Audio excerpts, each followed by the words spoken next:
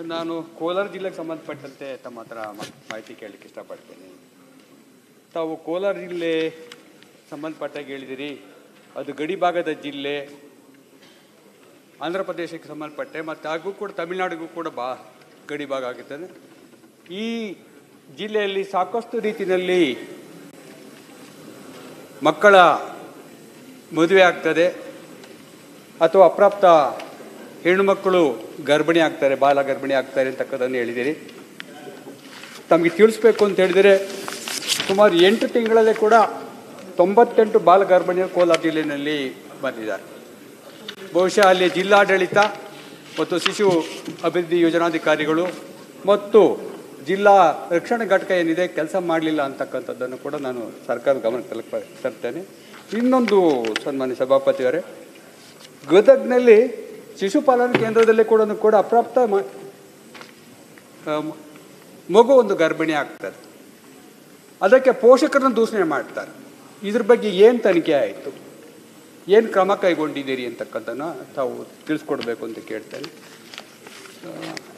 ಸನ್ಮಾನ್ಯ ಸಭಾಪತಿಯವರೇ, ಒಂದೇ ನಿಮಿಷ ಸರ್. ಸನ್ಮಾನ್ಯ ಸಭಾಪತಿಯವರೇ, ಇದು ಒಂದೇ ಇಲಾಖೆ ಕೆಲಸ ಆಗೋದಿಲ್ಲ, ಇದಕ್ಕೆ ತಮಗೆ ಸಾಕಷ್ಟು ರೀತಿಯಲ್ಲಿ ಸಪೋರ್ಟ್ ಬೇಕಾಗ್ತದೆ. ಜಿಲ್ಲಾಡಳಿತದ ಸಪೋರ್ಟ್ ಅಂದರೆ ಜಿಲ್ಲಾಧಿಕಾರಿಗಳು, SP, ಶಿಶು ಅಭಿವೃದ್ಧಿ ಇಲಾಖೆ ಬೇಕಾಗ್ತದೆ. ಅದೇ ರೀತಿಯಾಗಿ ಜಿಲ್ಲಾ ರಕ್ಷಣಾ ಘಟಕ ಬೇಕಾಗ್ತದೆ.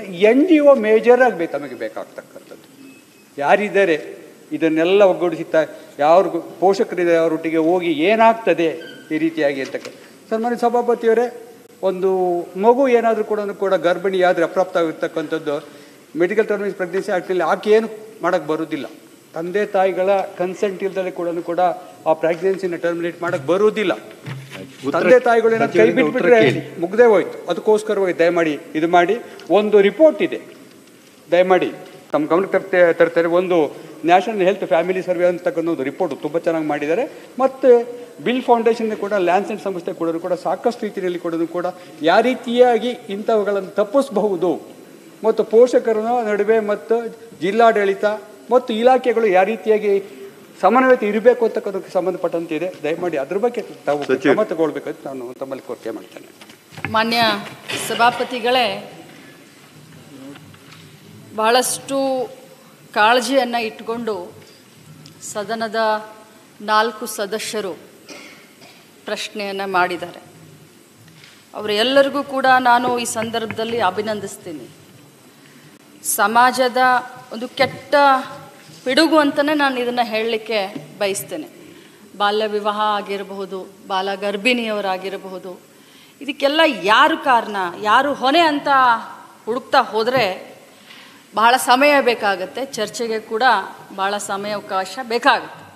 ಆದರೆ ಈ ಸಂದರ್ಭದಲ್ಲಿ ನಾನು ಮೊದಲು ಮಾನ್ಯ ಸದಸ್ಯ ಆದಂಥ ಸಹೋದರಿ ಭಾರತಿ ಶೆಟ್ಟಿಯವರು ಬಹಳಷ್ಟು ಅರ್ಥಪೂರ್ಣವಾಗಿ ಮಾತನಾಡಿದ್ರು. ಅವರ ಕಾಳಜಿ ಎದ್ದು ಕಾಣಿಸ್ತಾ ಇತ್ತು.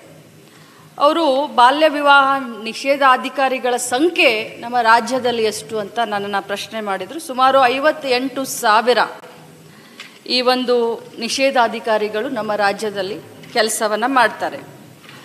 ಈ ವಿಶೇಷ ಅಧಿಕಾರಿಗಳು ನಮ್ಮ ಡಿಪಾರ್ಟ್ಮೆಂಟ್ನ ಹಿಡ್ಕೊಂಡು ಕಂದಾಯ ಇಲಾಖೆಯವರಾಗಿರ್ಬೋದು, RDPR ಡಿಪಾರ್ಟ್ಮೆಂಟ್ದವರಾಗಿರ್ಬೋದು, ಶಿಕ್ಷಣ ಇಲಾಖೆ, ಪೊಲೀಸ್ ಇಲಾಖೆ, ಆರೋಗ್ಯ ಮತ್ತು ಕುಟುಂಬ ಕಲ್ಯಾಣ ಇಲಾಖೆ ಮತ್ತು ಸಮಾಜ ಕಲ್ಯಾಣ ಇರ್ಬೋದು ಮತ್ತು ಕಾನೂನು ಇಲಾಖೆ ಸಂಬಂಧಪಟ್ಟಂಥ ಎಲ್ಲ ಅಧಿಕಾರಿಗಳು ಒಳಗೊಂಡು ಸಾಮಾಜಿಕ ಕಾಳಜಿ ಬದ್ಧತೆಯನ್ನು ಇಟ್ಕೊಂಡು ಇವರೆಲ್ಲ ಕೆಲಸ ಮಾಡುವಂಥ ಸಂದರ್ಭದಲ್ಲಿ ತಾವು ಒಂದು ಮಾತನ್ನು ಹೇಳಿದ್ರಿ, ಮಂಡ್ಯದಲ್ಲಿ ಇಷ್ಟು ಪ್ರಕರಣಗಳು ಬೆಳಕಿಗೆ ಬಂದಿದ್ದಾವೆ, ಕಾರಣ ಏನು ಅಂತ. ನಾನು ಅಧಿಕಾರಿಗಳು ಕೊಟ್ಟಂಥ ಉತ್ತರ ಸಮರ್ಪಕವಾಗಿದೆ ಅಂತ ನಾನು ಹೇಳಲಿಕ್ಕೆ ಹೋಗೋದಿಲ್ಲ. ಒಬ್ಬ ಹೆಣ್ಮಗಳಾಗಿ ಅದು ಒಂದು ಕಾರಣ ಇರಬಹುದು. ಪಾಲಕರ ಒಂದು ನಿರ್ಲಕ್ಷ್ಯ ಅಂತ ಹೇಳ್ಬೋದು, ಅಥವಾ ತಿಳುವಳಿಕೆ. ನಿರ್ಲಕ್ಷ್ಯ ಅನ್ನೋದು ಒಳ್ಳೇದಿರೋದಿಲ್ಲ. ಪಾಲಕರು ಯಾರು ಮಕ್ಕಳನ್ನ ನಿರ್ಲಕ್ಷ್ಯ ಮಾಡೋದಿಲ್ಲ. ಆ ವರ್ಡ್ಗೆ ನನ್ನ ಸಹಮತಿ ಕೂಡ, ನೀವು ಯಾವ ಥರ ಇಲ್ಲ, ನನ್ನ ಸಹಮತಿ ಕೂಡ ಇಲ್ಲ. ನಿರ್ಲಕ್ಷ್ಯ ಅಂತ ಹೇಳಲಿಕ್ಕೆ ಬರೋದಿಲ್ಲ. ಒಂದು ಪಾಲಕರ ಒಂದು ಇನ್ನೂ ಜಾಸ್ತಿ ಕಾಳಜಿಯನ್ನು ಮಕ್ಕಳ ಮೇಲೆ ತಗೊಳ್ಬೇಕಾಗತ್ತೆ. ಜೊತೆಯಲ್ಲಿ ಇದು ಒಂದು ಪ್ರೇಮ ಪ್ರಕರಣ ಕೂಡ ಒಂದು ಭಾಗ ಆಗಿರ್ಬೋದು. ಆದರೆ ಈ ಪಿಡುಗನ್ನು ಸಮಾಜದಿಂದ ನಾವು ಹೊರಗೋಡಿಸ್ಬೇಕು ಅಂತಂದರೆ ಎಲ್ಲರ ಸಹಕಾರ ಬಹಳಷ್ಟು ಅವಶ್ಯಕತೆ. ಕಾನೂನುಗಳು ಬಹಳಷ್ಟು ಕಠಿಣವಾದಂಥ ಕಾನೂನು. ನಾವು 10 ವರ್ಷದ ಹಿಂದೆ ಈ ಒಂದು ಬಾಲ್ಯ ವಿವಾಹವನ್ನು ಹೋಲಿಸಿ ನೋಡಿದಾಗ ಈಗ ಗಣನೀಯವಾಗಿ ಆ ಸಂಖ್ಯೆ ಇಳಿಕೆ ಆಗಿದೆ. ಇನ್ನು ಮುಂದೆ ಕೂಡ ನೀವು ಹೇಳಿದ್ರೆ ನಾನು ಸ್ಕೂಲ್ಗಳಿಗೆ ಭೇಟಿ ಕೊಟ್ಟಿದ್ದೀನಿ, ಕಾಲೇಜ್ಗಳಿಗೆ ಹೋಗಿದ್ದೀನಿ, ಇದ್ರ ಬಗ್ಗೆ ಬಹಳಷ್ಟು ಇನ್ನೂ ಅವೇರ್ನೆಸ್ ಬರಬೇಕು. ಆ ಪ್ರೋಗ್ರಾಮ್ಗಳು ಸರ್ಕಾರದಿಂದ ಆಗ್ತಾ ಇಲ್ಲ. ನಾನು ಅಧಿಕಾರವನ್ನು ಸ್ವೀಕಾರ ಮಾಡಿದ ದಿನದಿಂದ ಈ ಒಂದು ವಿಚಾರವಾಗಿ ಬಹಳಷ್ಟು ಕಾಳಜಿಯನ್ನು ತಗೊಂಡಿದ್ದೀನಿ. ವಿಶೇಷವಾಗಿ ಅಡ್ವರ್ಟೈಸ್ಮೆಂಟು ಅವರನ್ನು ಅಂದರೆ ಅವ್ರಿಗೆ ತಿಳುವಳಿಕೆಯನ್ನು, ಮಕ್ಕಳನ್ನು ಏನು 8th 9th 10th ಕ್ಲಾಸ್ಗೆ ಹೋಗ್ತಾ ಇರುವಂಥ ಮಕ್ಕಳಿಗೆ ತಿಳುವಳಿಕೆ ಕೊಡಲಿಕ್ಕೆ ಬಹಳಷ್ಟು ರೀತಿಯಲ್ಲಿ ನಾವು ಪ್ರಯತ್ನವನ್ನು ಮಾಡ್ತಾ ಇದ್ವಿ ಮತ್ತು ಕ್ಷಿಪ್ರವಾಗಿ ನಾವು ಡಿಸಿಷನ್ಗಳನ್ನು ತಗೊಳ್ತಾ ಇದ್ದೀವಿ. ಮತ್ತು ಕಾನೂನು ಬಗ್ಗೆ ಮಾನ್ಯ ಸದಸ್ಯರು ಸರ್ವಣ್ಣ ಅಣ್ಣನವ್ರು ಮಾತನಾಡಿದರು.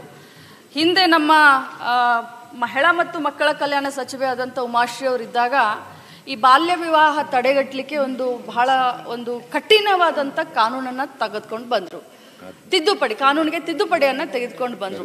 ಯಾಕಂತಂದರೆ ಈ ವಿವಾಹವನ್ನು ಮಾಡಿಸ್ಲಿಕ್ಕೆ ಪಾಲಕರೂ ಕಾರಣ ಆಗಿರ್ತಾರೆ, ಅಥವಾ ಯಾರು ಮಧ್ಯವರ್ತಿಗಳಾಗಿರ್ತಾರೆ, ಅಥವಾ ಪುರೋಹಿತರುಗಳಾಗಿರ್ತಾರೆ, ಅಥವಾ ಪೆಂಡಾಲ್ ಹಾಕಿದಂಥವ್ರಾಗಿರ್ತಾರೆ. ಇವರು ಎಲ್ಲರ ಮೇಲೆ ಈ ರೀತಿಯಾದಂಥ ಪ್ರಕರಣಗಳು ಬೆಳಕಿಗೆ ಬಂದರೆ ಎಲ್ಲರ ಮೇಲೆ 2 ವರ್ಷ ಕಠಿಣ ಕಠಿಣ ಶಿಕ್ಷೆಯನ್ನು ಕೊಡುವಂಥ ಒಂದು ಕಾನೂನನ್ನ ತೆಗೆದುಕೊಂಡು ಬಂದಿದ್ದಾರೆ. ಅದು ಈಗಾಗಲೇ ರಾಜ್ಯಪಾಲರ ಅನುಮೋದನೆ ಆಗಿ ರಾಷ್ಟ್ರಪತಿಯವರ ಅನುಮೋದನೆ ಆಗಿ ಈಗ ಪ್ರಕ್ರಿಯೆಯಲ್ಲಿ ಇದೆ. ಒಟ್ಟಾರೆ ಜಾರಿ ಆಗ್ತಾ ಇದೆ, ತಿದ್ದುಪಡಿಯಾಗಿ ಬಂದಿದೆ. ಅದನ್ನು ಇಂಪ್ಲಿಮೆಂಟ್ ಅಂದರೆ ರಾಷ್ಟ್ರಪತಿಯವರ ಅನುಮೋದನೆಗೆ ಹೋಗಿದೆ. ರಾಷ್ಟ್ರಪತಿಗಳ ಅನುಮೋದನೆ ಆಗಿ ಬಂದಿದೆ. ಸರಿಯಾಗಿ ನಮ್ಮ ಇಲಾಖೆಯಲ್ಲಿ ತಿಳ್ಕೊಳ್ಳಿ, ಅದು ಬಂದಿದೆ ಅಂತ ನನ್ನ ಭಾವನೆ. ಓಕೆ, ಅದನ್ನು ಖಂಡಿತವಾಗ್ಲೂ ಇದರ ಬಗ್ಗೆ ನಮಗೂ ಕೂಡ ಕಾಳಜಿ ಇದೆ. ಇನ್ನು ಮಿಕ್ಕಿರುವಂಥ ಅವರ ಆರೋಗ್ಯದ ಬಗ್ಗೆ ತಾವೆಲ್ಲ ಕ್ವಶನ್ಗಳನ್ನು ಎತ್ತಿದ್ದೀರಾ.